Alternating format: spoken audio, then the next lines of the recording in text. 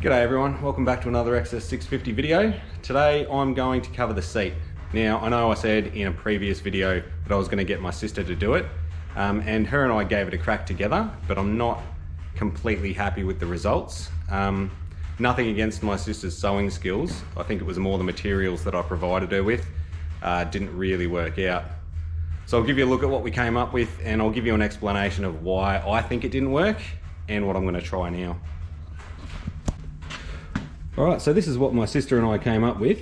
It's not bad, like I don't mind it, but you can see the quilting's not really puffing up all that much, and as a result it's kind of bunching in the corners of the stitching and it's got these lines going across it here.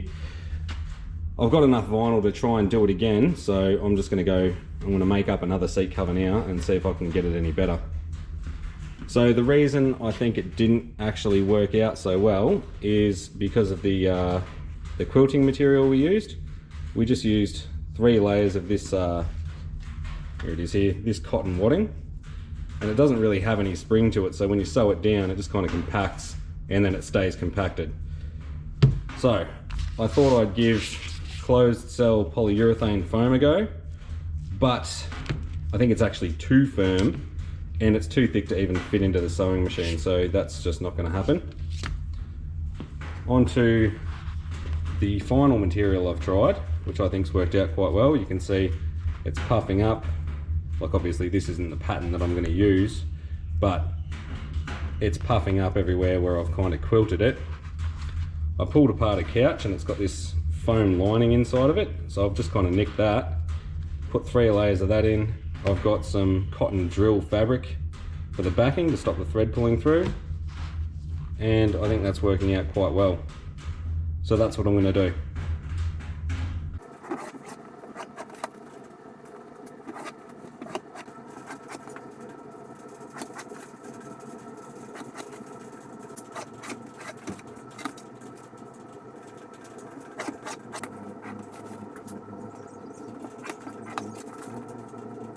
Alright, so now that I've got it all marked out, I'm just going to stick the vinyl, the foam and the backing together with some spray on contact adhesive.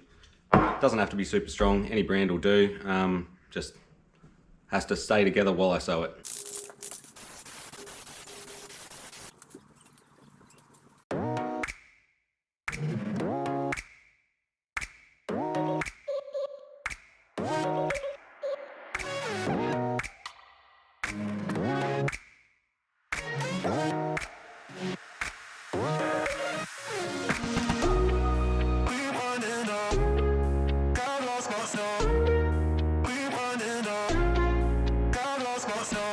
Right, so here it is here. It worked out pretty well. That foam's definitely the way to go. I stuffed up this bit here a little bit. What happened was I sewed down this way on this line and then I came back the other way on the other line, and it's kind of just, I don't know, skewed the vinyl slightly. I don't have any more vinyl to do another one now, so I'm just going to have to live with it. I'm hoping once I get it on the bike and it kind of stretches out, it'll just minimize how bad it is. It's not terrible anyway, and I'll just kind of position this template as best as I can to try and minimize how much of it is on the actual seat, but I don't really think that's going to achieve much. So what I'm going to do now is I'm going to position this. I've got a center line here, so I'll make sure the center line lines up with the quilting, probably like that. I'll draw around the outside of it, and then I'll draw another line 10mm outside of that one. I'll sew along the inside line, and then that extra 10mm will be what I use to sew the sides onto it.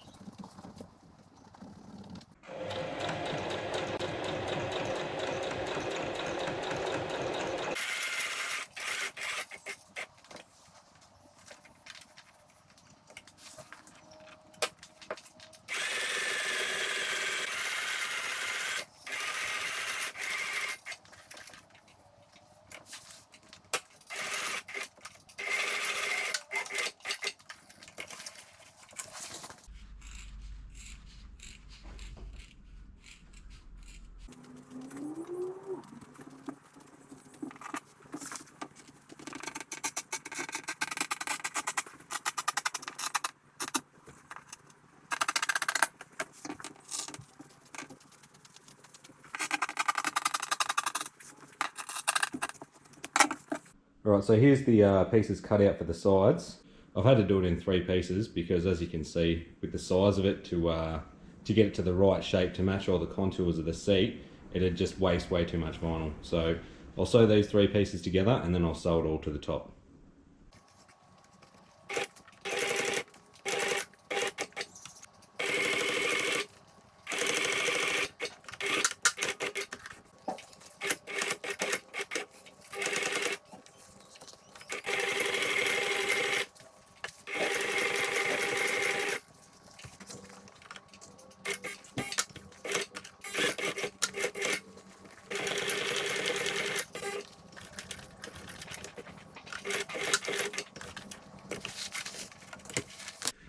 Right, so here it is here. It's all sewn up.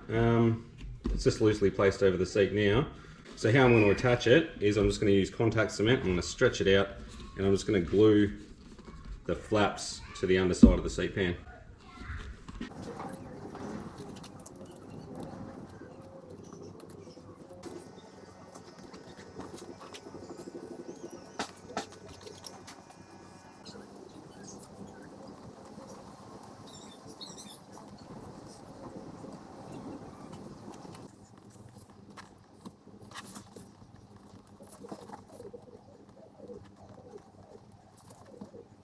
Right, so here it is, finished and mounted on the bike. For the most part I'm pretty happy, but I am disappointed with this run here where it's all puckered. It does actually look worse in the video than it does in real life, but I'm still not happy with it. If it wasn't for the COVID-19 lockdown that I'm currently in, I would have gone out and got some more vinyl and then just redone it, but for the moment I have to live with it. If I was to do it again, I wouldn't make that same mistake, and the rest of it looks good. I was worried about how I was going to deal with this bit here with the tab, but that worked out pretty well. There's no puckering around the sides, which I was concerned about.